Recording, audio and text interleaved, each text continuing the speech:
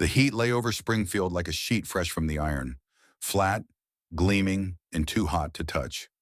In the square, wagon wheels had chewed the prairie dust into dun ribbons that curled up in slow breath with every hoofstep. Men stood in shirt sleeves with their hats tugged down, talking low, watching the courthouse and the shop fronts and the sun that would soon tip into evening. The war had ended on paper, but powder had a way of lingering in people's lungs. You could hear it in their speech, careful, sparing, as if they were counting cartridges. On nights when the lamps made yellow islands in saloon windows, Springfield looked almost gentle.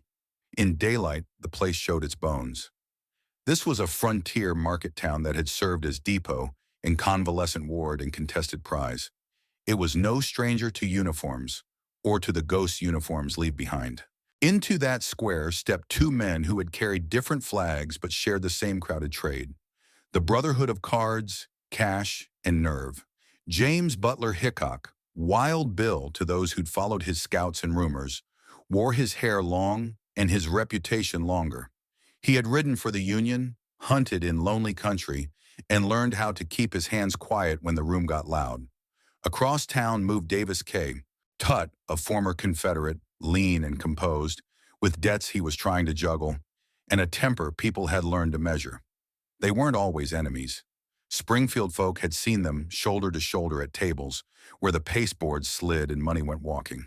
Two veterans, two gamblers, both accustomed to a world where your credit followed your name the way iron follows a lodestone. That summer gave the town little rest. Occupation and skirmish had thinned purses as surely as they thinned patience. You could tell a man's prospects by the weight of the coins in his vest and the watch in his pocket, if he had one. A watch, after all, was not only a machine for time, it was a badge of reliability. A man whose timepiece could be trusted himself. Which is why the quarrel that July started like a hairline crack in good glass and ended like a hammer blow.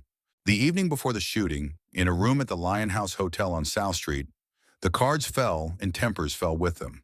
Voices sharpened, numbers were disputed. Tutt pressed Hickok for what he said was a $30 debt from previous play. Hickok said 25 and claimed a memorandum to prove it. It was the kind of argument professional gamblers had a dozen times a year, and most died out over a handshake or a drink. This one didn't. Tutt reached for the nearest lever at hand, Hickok's gold pocket watch. He took it as collateral, his word, and threatened to wear it where the whole town could see. In a community where reputation was coin, that was an insult you paid for. Hickok's warning walked out of the room like a drawn blade. He said Tutt shouldn't carry that watch across the square, unless dead men can walk. It wasn't only pride that put a kind of gravel in Tutt's voice. That same week had opened a ledger on him. Charges, fines, court costs. Legal trouble made men feel the walls closing in, and nobody liked to be seen tightening his belt. The Lyon House porch saw the next act. Hickok, Tutt, and the common friends who tried to make arithmetic behave, adding favors against debts and scrawled markers against grudges. Somebody proposed 25, somebody else 45. When sums become symbols, numbers stop being numbers. A pocket watch turned into a shaming sign, and a shaming sign became a dare. The watch itself had its own shine in the story. A gold Waltham, the sort of piece that ticked steadily through long nights and said something quiet and flattering about the man who wore it. It glowed precisely because it was familiar to the town. Folks had seen it laid next to coin and cards, the chain glimmering like a thin stream in lamplight. To parade that watch on another man's vest would be like pinning a paper to his back. People would talk, and the talk would do the work of a blow. Out here, a man's name was his collateral for the next meal, the next steak, the next loan. There were no banks for honor, only rooms full of eyes. Springfield, for all its dust, was a keen judge. The square was a public stage. The audience never left. When Tutt said he'd keep the watch until the full amount was paid, no discount, no compromise, the message traveled faster than a courier. It said Hickok wasn't liquid, or worse, that he would not pay. That wound had a strange, particular sting for men who lived by chance but traded on trust. On the porch, one acquaintance tried a peaceable sum, another tried humor, but both men were old enough to recognize when a quarrel had stiffened into principle. Tutt could either back down and look weak before his circle, or go through with the insult and risk kindling something hotter than words. Hickok, for his part, spoke like a man who knew the square was not just a place, but an instrument. He warned again. Warnings are a kind of prayer on the frontier. The answer depends on who's listening. By late afternoon, the light had that particular Ozarks color, a kind of brass rubbed by long use. Tutt walked on his errands with the watch, a bright lie strapped to time itself. The Lyon House sat and watched as shadows lengthened. The courthouse loomed like a figure on a chessboard that couldn't decide whether to move forward or stay put. You can know a town by the way it prepares for trouble. Doors stay open, but voices drop. Boys are sent for water. Men pretend they are tying a horse when what they're really doing is choosing where they'll stand. The gamblers watch most intently because gamblers are professional witnesses to human weather. The outcome may be uncertain, but the signs are never obscure. The truth is, Hickok and Tutt both understood the code and the cost. After a war that had trained thousands to move with discipline under fire, there was a hard clarity to the idea of a public settlement. A duel, the old world called it, illegal in statute if not in spirit. But this was no formal parade with seconds and rules on a meadow at dawn. This was a Western thing. Open sky, open ground, no umpire, and 30 seconds in which two reputations would collide. Most arguments in the real West ended with apologies, fists, or the slow drip of avoidance. But every so often someone pressed the point past the usual guardrails. Then everything turned on nerve, and on how steady a man could keep a pistol when the world rushed small into the notch of his sight. Perhaps if one more friend had stood a little closer, with a better joke or a stronger grip on a shoulder, the watch would have been ransomed and the evening would have softened into the ordinary bustle of a market town. But a public slight is like a spark in chaparral. It finds fuel quickly. Tutt had made himself a promise about that watch. Hickok had made himself a promise about how far he would permit a man to walk while wearing it. If you ask whether this was pride or principle, Springfield would have answered, "Those two are twins here, and they borrow each other's coats." As the hour drew down towards 6, the square became what it always becomes at the end of a summer day. A place where errands conclude, where a horse is led steaming to water, where a man thinks once more about the last thing he said and the next thing he'll say. On the southwest corner, near a shop with a familiar name to those who wrote the ads, a figure paused. Across the way, another answered him with a change of direction that looked, to an onlooker, less like a walk and more like a sentence arriving at its period. Someone later said you could have heard a pin drop in that square. In truth, pins were never meant to fall here. Guns were, and somewhere inside that hush a gold watch ticked, as if time had no stake at all in what was about to happen. At sunup, the July light came clean and unromantic, laying every board, hitching rail, and window frame bare.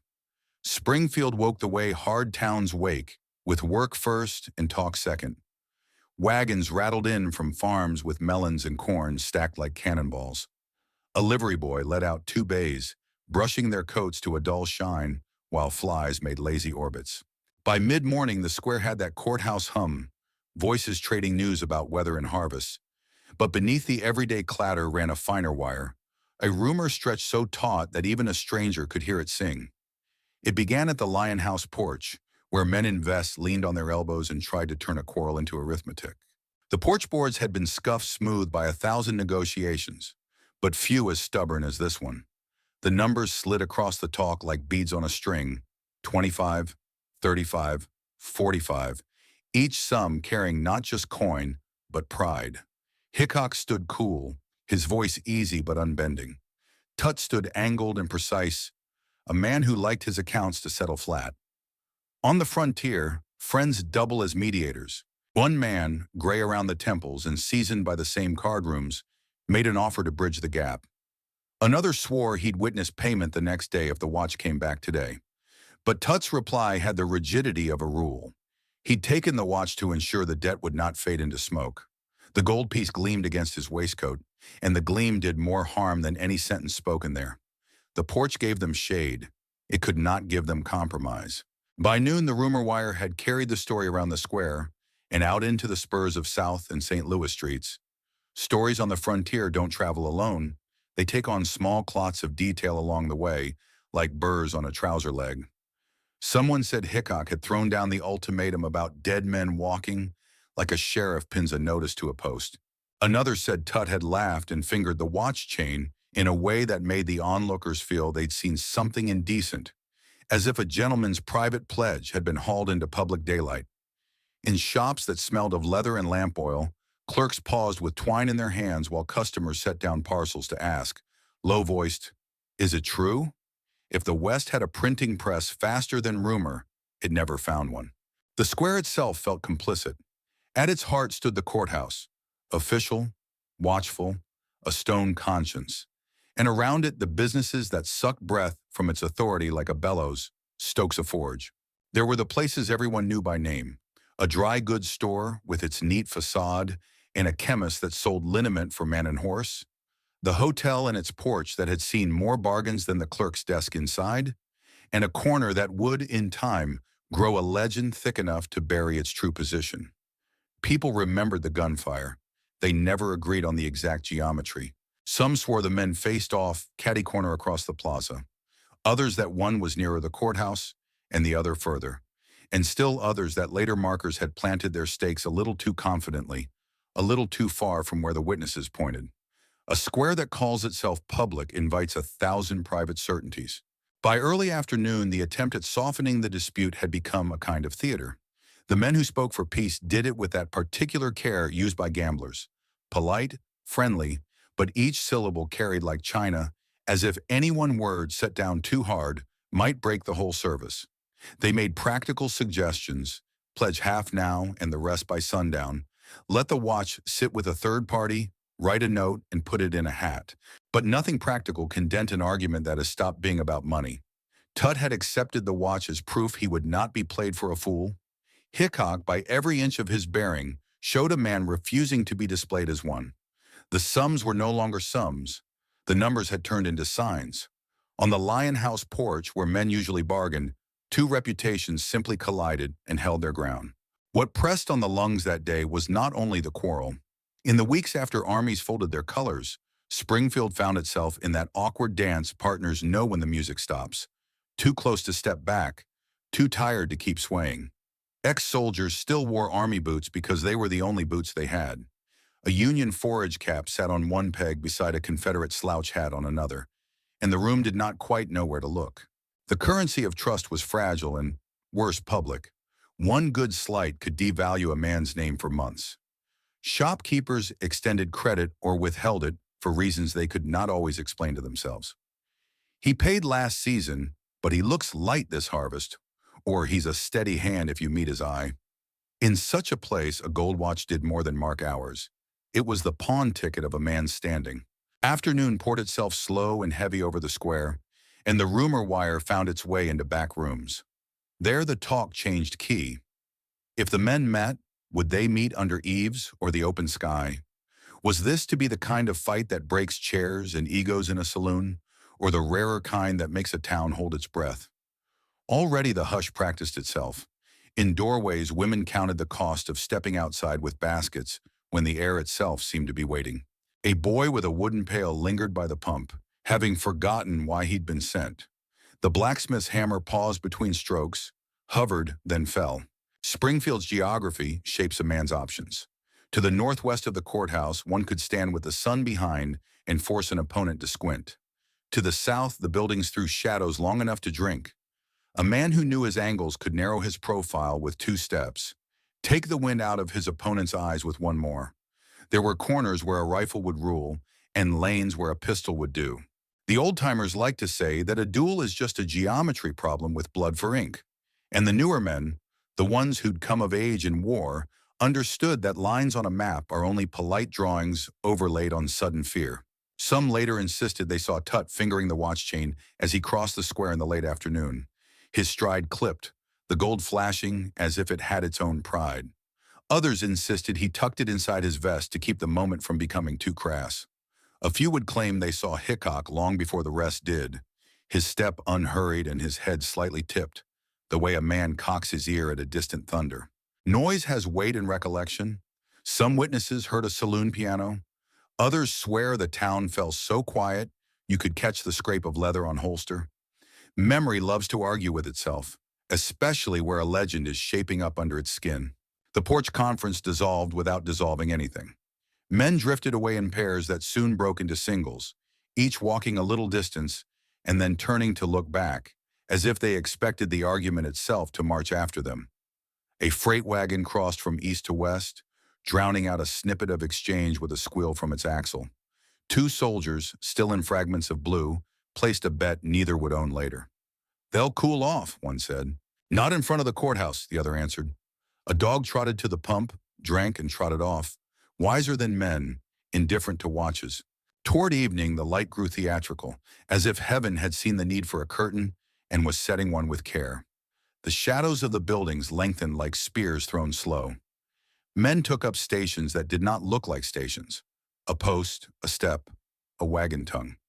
If you asked them afterward, none of them would admit to choosing a place to watch. They had simply found themselves standing where they were meant to stand. The square had practiced this hush before, beneath the tramp of regiments and the turn of artillery wheels. It knew how to become a listening device, to cup its hands around the small noise that matters most. There are arguments that end with a small, merciful, embarrassed laugh, the kind that lets both parties step back into their lives with only a bruise to show for it. Then there are arguments that grow a spine and refuse to bow. When Tutt left the porch for the last time that day, the watch ticking a little kingdom on his chest, the argument walked with him.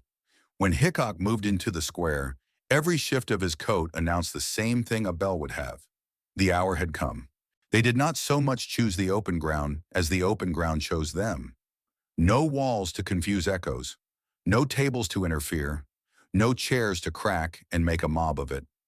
Just the square, the sky, and the precise arithmetic of distance. People remember different firsts. Some say the first clear thing was Hickok's voice carrying over the dust like a line thrown across water. A warning, don't come any closer. Others swear the first was the sound of Tutt's heel on hardpack, measured, unhesitating, as if he had counted the steps all day and intended to count the last of them now. A woman folding a cloth at a window felt her hands go still and had to remind them what to do. A horse shifted and snorted once, offended by nothing human eyes could see. Every ear turned itself, owl-like, toward the center of the square. Anyone who speaks of bravery in loud tones has never stood inside a quiet like that. When two men agree without ink or witnesses to stake their names on a patch of open earth, the town becomes a jury that cannot speak. The square drew in its breath. The courthouse held its tongue. Somewhere, a watch ticked out the last clean seconds before they added smoke to the air. And as the space between them settled into a number, men would later argue over like theologians, 50 yards, 60, 75. The day laid down its coins and waited to see who would pick them up. The geometry had been sketched. All it needed was a line drawn in powder. Springfield knew that line would be drawn soon. There is a kind of quiet that does not belong to churches or winter fields, but to open squares just before two men decide whether the next breath will be taken standing up. Hickok eased a step to his right, turning his shoulder to the target the way a man narrows himself to a doorway. Tutt moved in that deliberate cadence of a bookkeeper counting coins. 1, 2, 3, until the space between them became a number that stuck in every witness's memory like a burr. 50 yards, 60, 75. No one agreed by sundown, but each would swear, hand on scripture, that they had never seen so much daylight set like a table between two pistols. Hickok's voice carried across it, a last caution, plain as bread.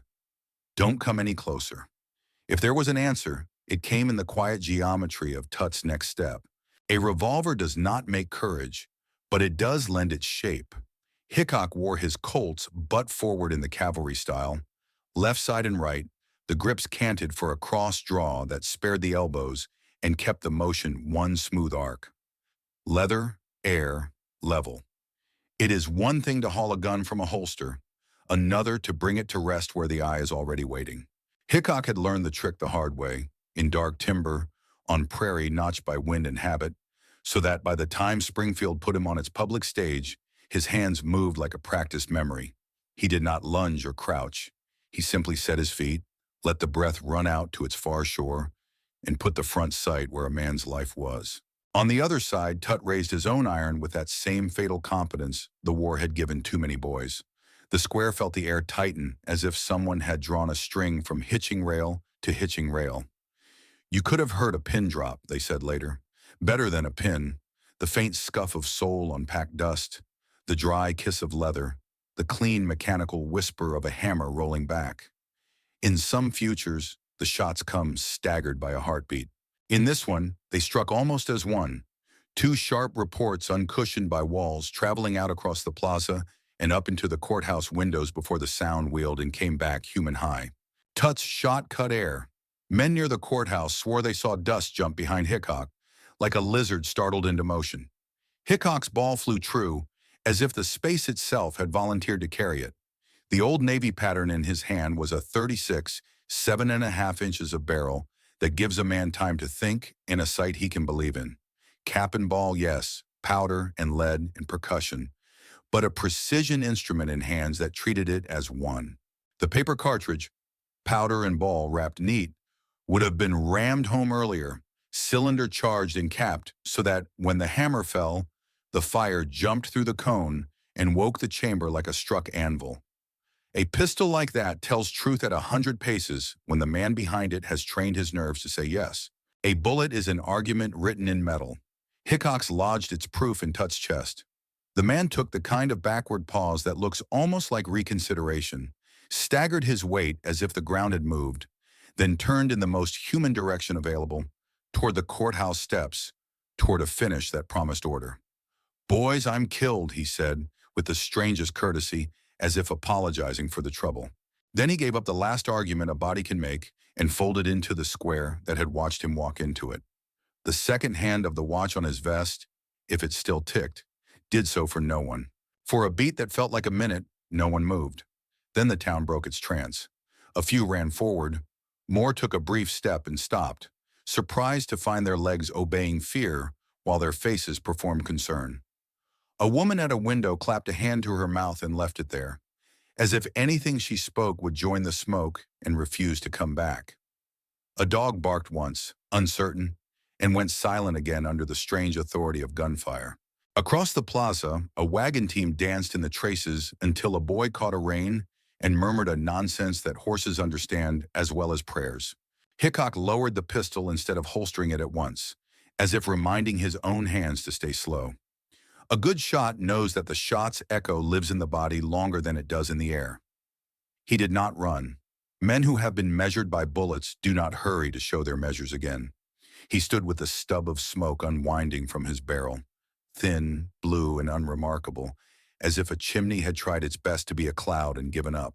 He glanced at the empty horizon line between himself and the courthouse, as though confirming the arithmetic of what had just happened. Around him, the square resumed its work in fits and starts, like an old clock coaxed back toward the hour. What happens after is always a different temperature than what happens during. Those who loved order found their voices first. Fetch the surgeon. Call the major. Stand back. A path opened around Tutt the way water splits around a stone, and men accustomed to blood, soldiers, drovers, blacksmiths, knelt with competent hands and faces that showed exactly what they expected to find. Hickok's friends, the ones who had talked all afternoon and failed to make a bridge out of numbers, stepped near but did not touch him, as if the air around his shoulders were still charged. A stranger would have taken him for a man who had merely finished a chore with attention and now wondered whether he had done it clean. In the days that followed, some would insist that a calm like his meant ice where a heart should be. Others swore that what they had seen was not coldness, but control, the kind you forge in bad country where a slip costs a winter. The fact is simpler and more difficult. A man can be sorry for the shape of the world and still act inside it with the kind of accuracy that makes stories. Hickok had not shot to frighten or to perform. He had done the arithmetic he knew and resolved a problem the only way it would allow. It is not mercy to tell a lie about such things. It is only fog. There were men in that square who would spend the next decade debating ballistics over coffee. They would draw diagrams in spilled sugar, sketch the line of sight with a thumbnail groove in wet tobacco, argue powder charges and the way a 36 ball carries better than you think in summer air.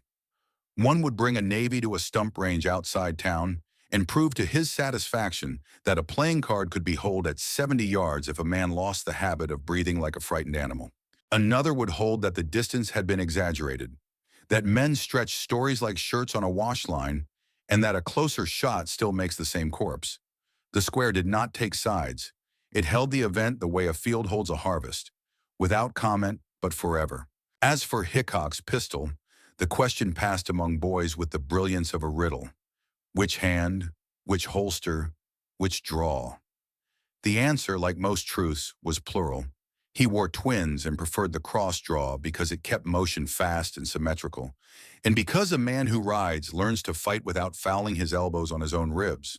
The Navy's sights were small, yes, but precise enough if you let the front blade eat the world and forgot about everything except the one part of the other man you intended to reach. The war had taught him that there is no such thing as time under fire, only habit.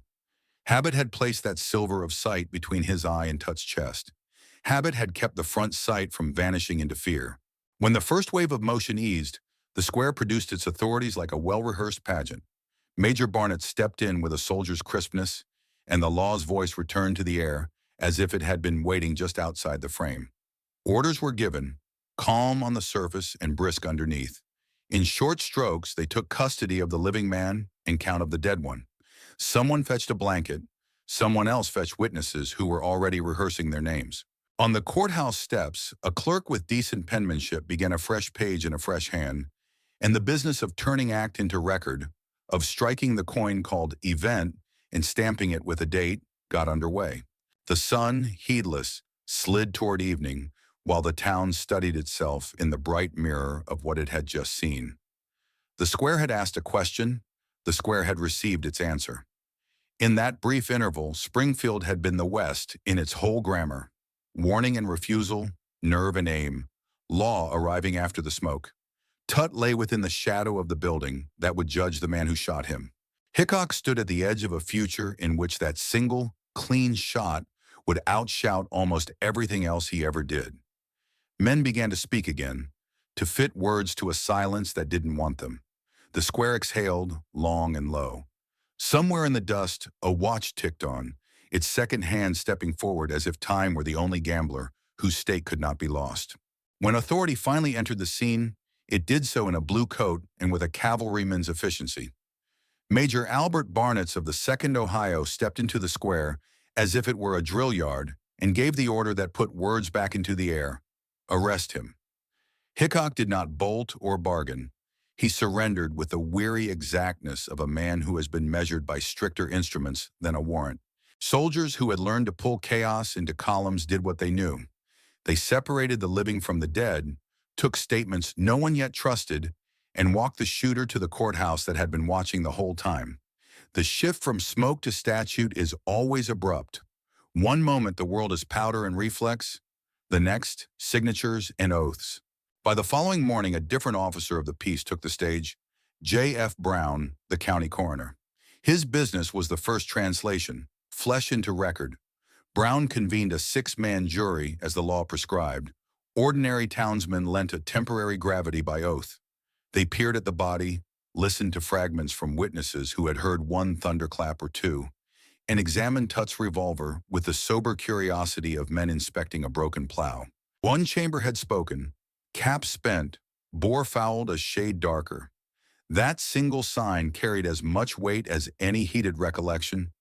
When words fight, metal keeps its counsel. The coroner's inquiry, plain and procedural, allowed the law to take its first unhurried breath. Tutt had been killed by a pistol ball. The shooter was named. The original charge of murder, a hard word with sharp corners, bent to manslaughter within days, acknowledging both death and the ambiguous mathematics of intent. If Springfield carried the war in its bones, its courthouse carried older bones still, statutes and habits that stretched back to a different Atlantic.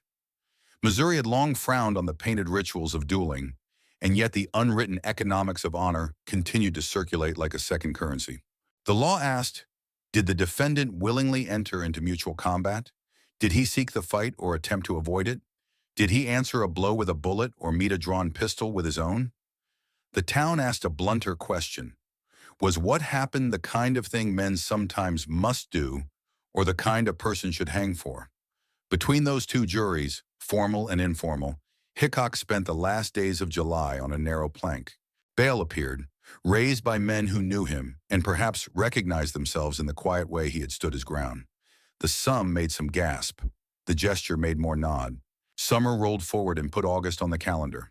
On the 5th and 6th, under a sun that baked the courthouse roof until its shingles smelled like pitch, the trial opened with the pageantry small towns reserve for visitors and catastrophes. Judge Sempronius Pony Boyd presided, broad-shouldered in the chair, keen-eyed, a man accustomed to weighing noise against fact. At the defense table sat John S. Phelps, veteran and future governor. He belonged to that class of frontier lawyers who could make a jury like them without having to charm it. Hickok wore the calm he had worn in the square, not the bravado the newspapers would later hang on him. Across the aisle, the state gathered its witnesses like ears of corn, some fat with detail, others thin from distance or fright. Trials are theaters in which evidence has to speak in full sentences. 22 souls, by some counts, took the stand across those 2 days and tried to fit what they had seen or heard into that narrow frame. A few had watched the men face each other. Fewer still claimed to have seen both pistols fire. Some heard only one report and could not reconcile it with the claim of 2 shots separated by a breath. Memory is a generous host to certainty. Even it grows tired under cross-examination.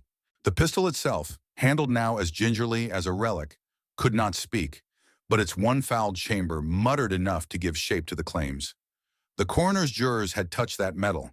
Now the trial jurors felt the weight of story pressing in from the benches. Law, in that room, narrowed the huge sky of the square into a question small enough to fit in 12 minds.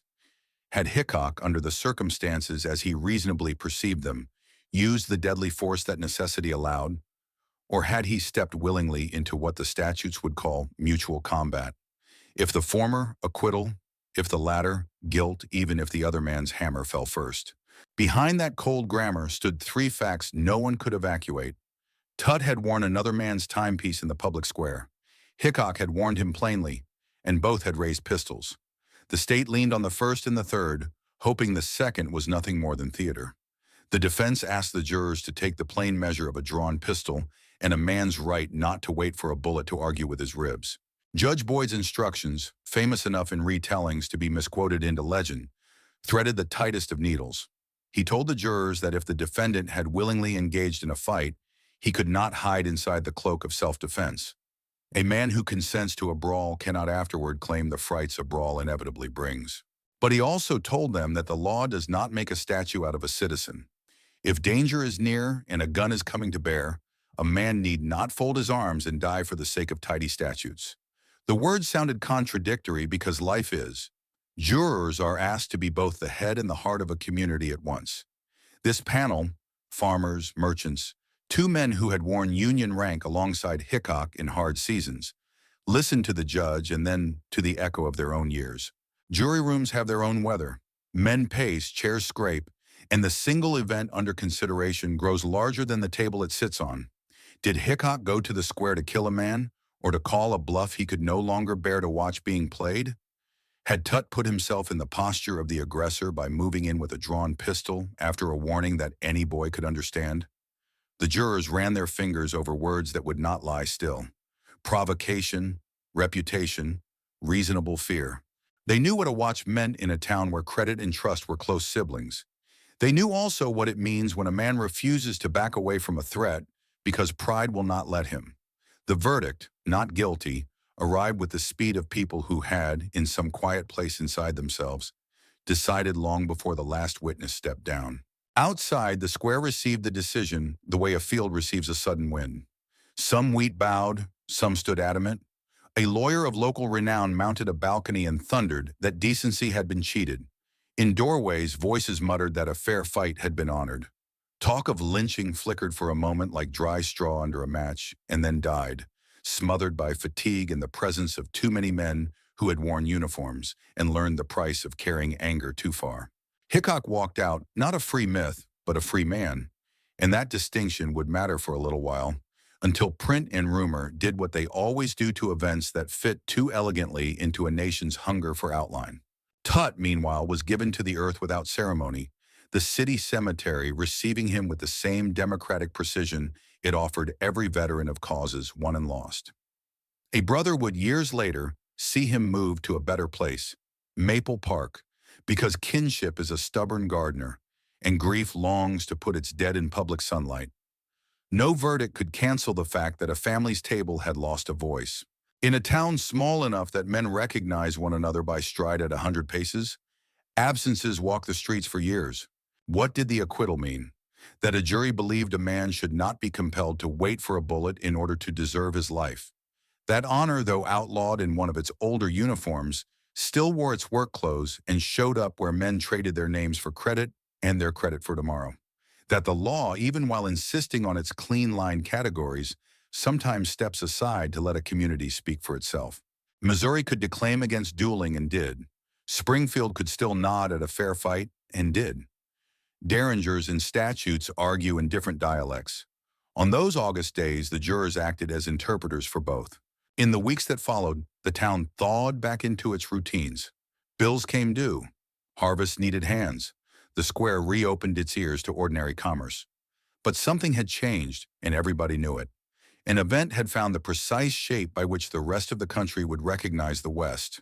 Two men, open space, a clean shot, the law arriving after the echo. Hickok, who did not ask to be a story, had become one. The case, reduced in minutes to a single verdict, began its long expansion in print. A traveling journalist would soon fill his notebook with interviews and declarations, and the duel would be polished until it reflected something like myth. For now, though, the courthouse emptied. The clerk blotted his last line, and the square, patient, indifferent, held both the place where a man fell and the door through which another walked free. The town had done its reasoning. The wider world would do its embroidery. If any lesson lingered in the courthouse air after the benches were swept and the doors shut for the night, it was this: law does not erase the human geometries from which it rises. A pocket watch became a sign became a dare, and a dare drew two men into an equation a jury later solved with 12 signatures. Hickok left into the same evening light he had walked under when the thing began, and time, faithless, faithful, went on ticking for the rest of us. The ink that made the West was not only blood and trail dust. It was printer's ink, wet and shining in the lamps of upstairs rooms where editors set type while the city went to sleep. In the winter of 1867, 2 years after the square in Springfield had given up its echo, a writer named George Ward Nichols, war veteran, good with a phrase, uncorked his pen and poured Wild Bill onto the pages of Harper's new monthly magazine. Eastern parlors turned the leaves in their quiet, carpeted rooms and felt a draft from a far country. Nichols' prose did what the best and worst writing always tries to do. It took a hard, narrow fact and dressed it in a coat that fit the nation's hunger. He wrote not only of the Springfield shooting, but of a man who seemed to stride out of the smoke like a relief carved on coin. Long-haired, steady-eyed, death in his belt, and a certain lonely nobility in his step. Numbers swelled in that article like river water in spring. Kill counts ballooned. A life of scattered employments, scout, deputy, gambler, messenger, condensed into a single silhouette that could be recognized at a distance. The pistolier who stands his ground at noon. Readers did not notice, or did not care, that noon is a literary hour more than a historical one. They wanted a clock they could see from their windows.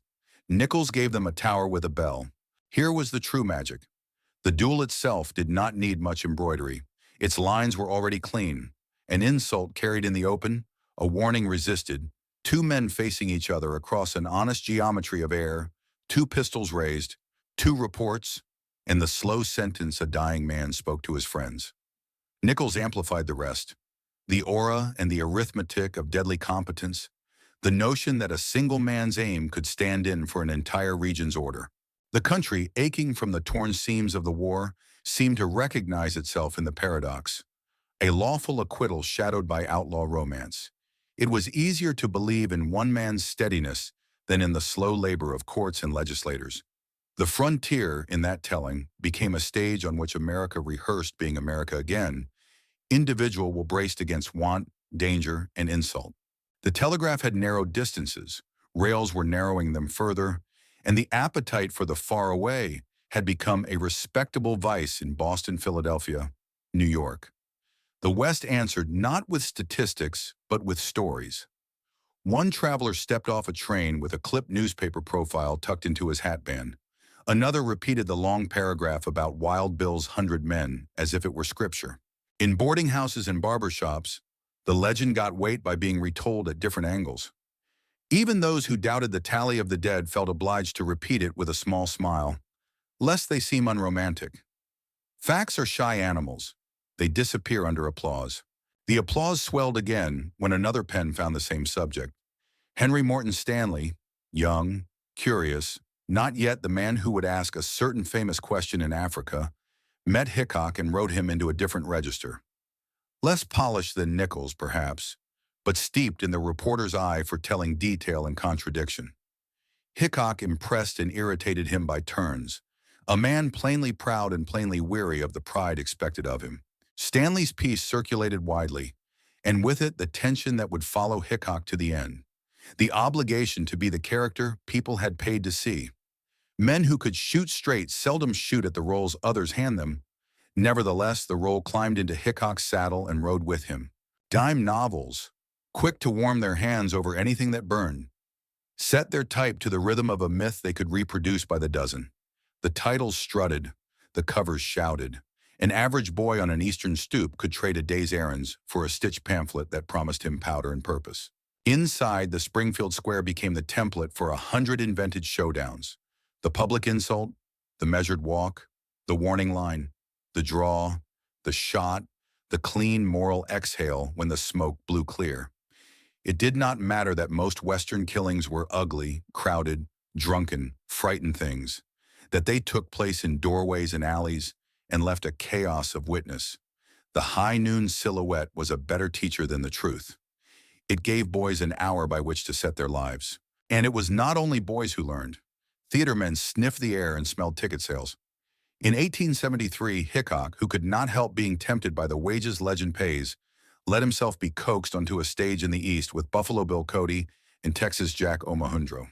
The play was called Scouts of the Plains or Scouts of the Prairie, depending on the handbill and the memory, and Hickok, God help him, was asked to be himself while a paying crowd watched.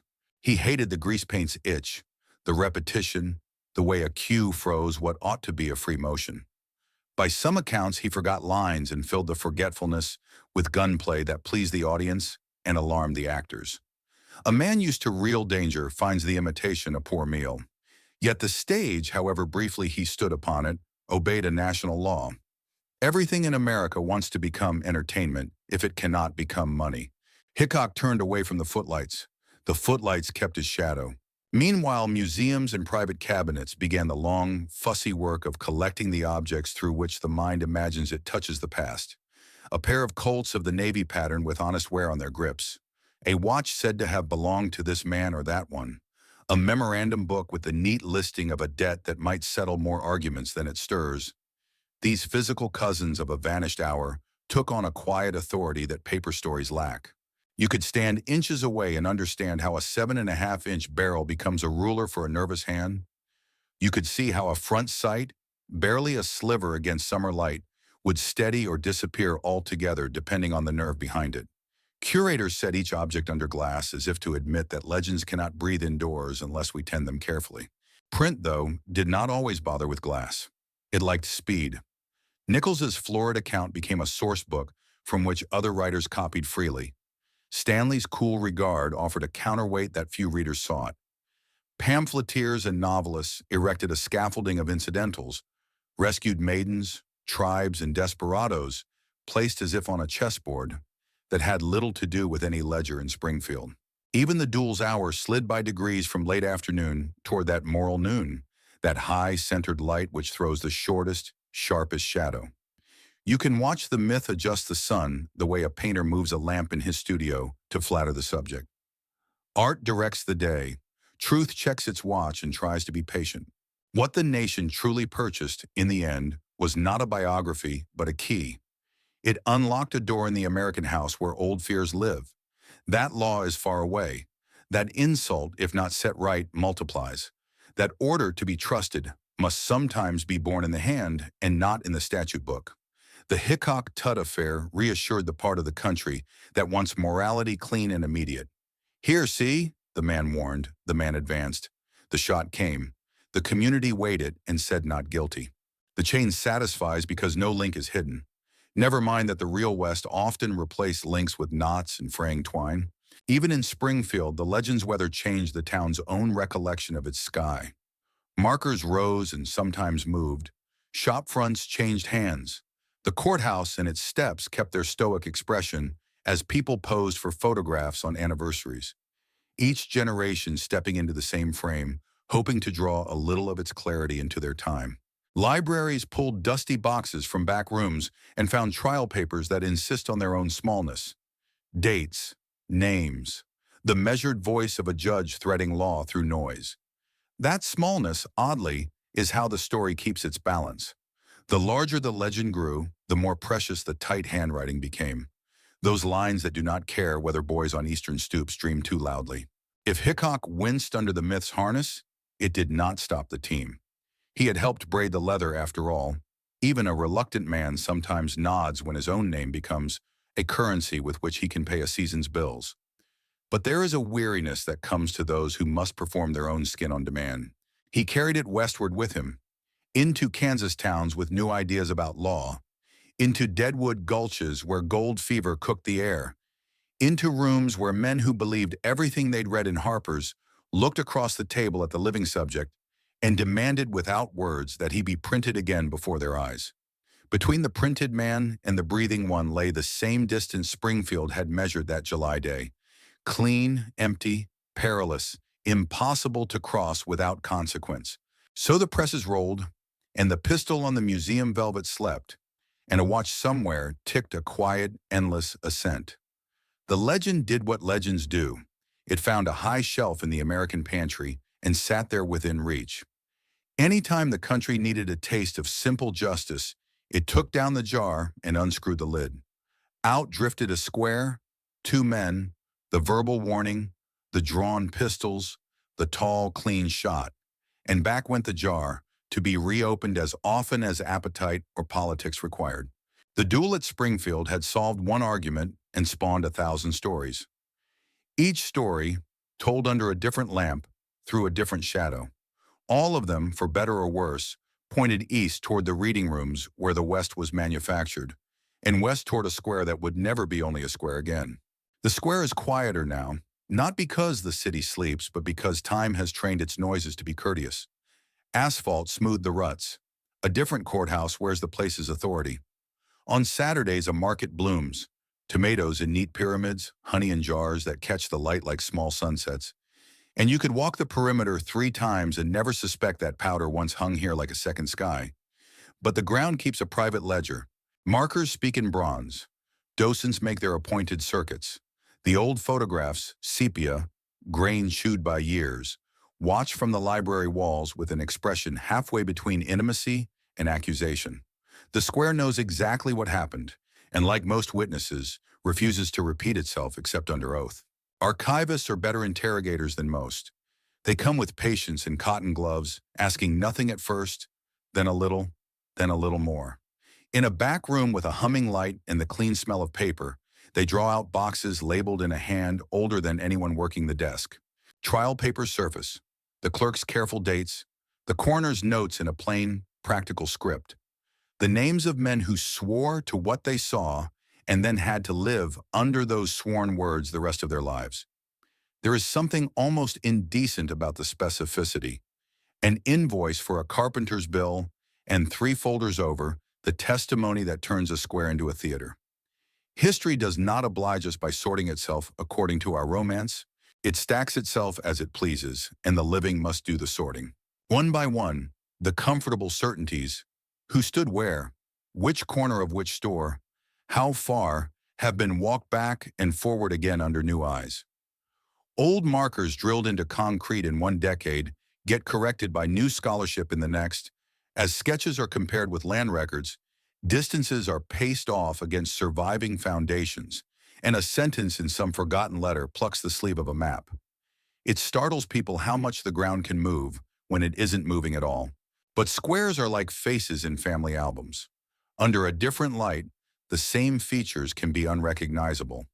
A town learns to hold two truths at once, the practical one needed for a tour guide's voice, and the humbler one that says, "We are still finding it." So the duel that was not a duel, the fair fight that walked an illegal road, keeps returning to its marks while the marks keep shifting. In a small conference room, stacked chairs, one humming air vent, three people lean over a photocopy of the coroner's report the way priests lean over a relic. A fourth produces a diagram he spent a winter perfecting, every line drawn with the care of a man who hopes accuracy might expiate something. They argue angles, sight lines, the height of a porch rail in 1865. For an hour, their voices rise and subside like a tide. Then someone laughs suddenly at the earnestness of it all, the tenderness with which they shepherd the past into the present, and the tension melts. They are not trying to win. They are trying to remove from the story any avoidable lie. A museum case holds an 1851 Navy Colt long enough to command quiet without asking for it. Children peer in with the intentness of people meeting the working part of a story for the first time. The gun, indifferent to their awe, lies as tools lie. Completed, patient, taking its dignity from function. An interpretive plaque explains caps and paper cartridges, the chemistry of percussion, the working of a loading lever that pulls a bullet's future tight into the chamber. Families drift past, leaving behind a strange mood, respect mixed with a faint grief. Because to admire a mechanism that writes endings is to admit we have always wanted the world to be simpler than it is. The watch appears here and there in the records like a bright coin rediscovered in different pockets. A Waltham, say some, a gold hunter's case, say others. The particulars shift with the ink, but the symbol keeps its shape. Time on a chain. Obligation you can hear. In one room of the library, a volunteer explains, with the gentleness of people who have learned not to lecture, why a watch could bring two veterans to a square with no roof but the sky. A man standing in a small town is not an abstraction. It is the credit at the general store, the handshake on a horse trade, the welcome or refusal in a boarding house door. Shame is not a private matter. Something as delicate as a watch can become a cudgel if you swing it in public. Joseph Rosa's pages sit on a shelf nearby, spines cracked in the places scholars crack spines, a testimony to the long labor of pulling myth apart and setting the rescued facts back in order. You can feel the gratitude in those margins, pencil ticks, underlines, exclamation points, as later readers find their footing on the paths he cleared. Others have followed, walking the square in different seasons, measuring with newly skeptical tape measures, returning to the same cluster of witness accounts the way miners return to a seam that still flashes.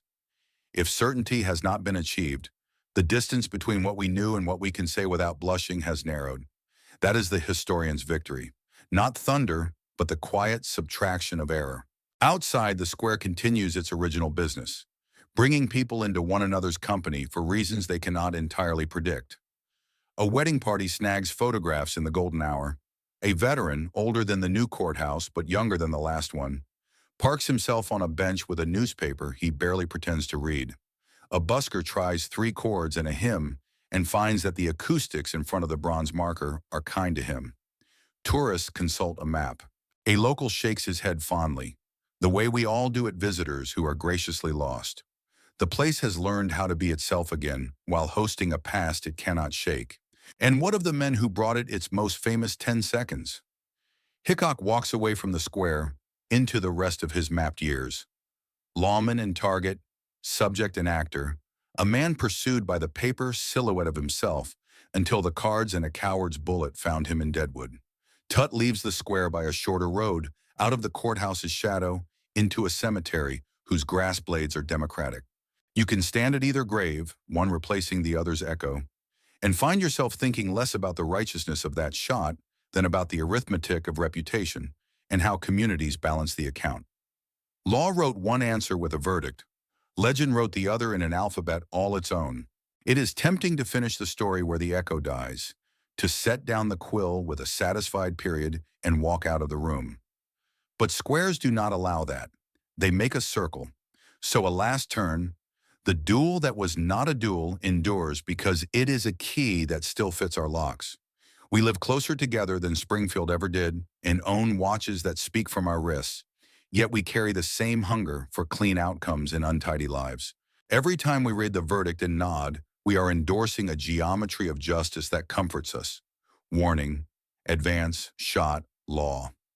It is not that the pattern is false, it is that the pattern is rare, and we cling to it as proof that clarity is possible. If the myth bends the sun to noon, and the historians pull it back toward the hour the witnesses swore to, both in their way are telling us what we want. The myth says, courage arrives on schedule. The record says, courage arrives the way weather does, with fronts and eddies and the occasional miracle of a clear shot across a town's entire argument. Between them stands a square, unchanged and changing, insisting that we admit the cost of turning lives into parables. It has kept its receipts. They are in drawers and boxes in the tender recollection of people who have built a home out of the place where strangers come to stand and look. Stay long enough and the evening will do what evenings do in Missouri. The light turns the color of brass again. Windows take on the warm, old habit of lamplight. Somewhere, a clock, digital now, indifferent to winding, gives you the hour without ceremony. You remember a different ticking, the one that used to live under a vest, and understand why that small engine of seconds could drive a man to an edge and another man to stop him there. You think of a jury room, of careful instructions, of signatures that tried to balance grief against necessity. You think of a story that kept being told until it learned to tell itself. You think of the odd way America turns to the West when it needs to remember who it hopes it is. When you finally leave the square, you will pass one of the markers that explains what the ground prefers to keep to itself. A sentence or two gives you the bones. The rest, as always, is supplied by your imagination and whatever you have brought with you. Perhaps you will look back once, the way people do when they are half convinced that if they look quickly enough, they might catch a ghost in the act of being a man. The square will not oblige. It offers only what it always has, a place to stand and the invitation to decide what that means. The echo is yours to carry or to let go. Either way, the watch keeps perfect time.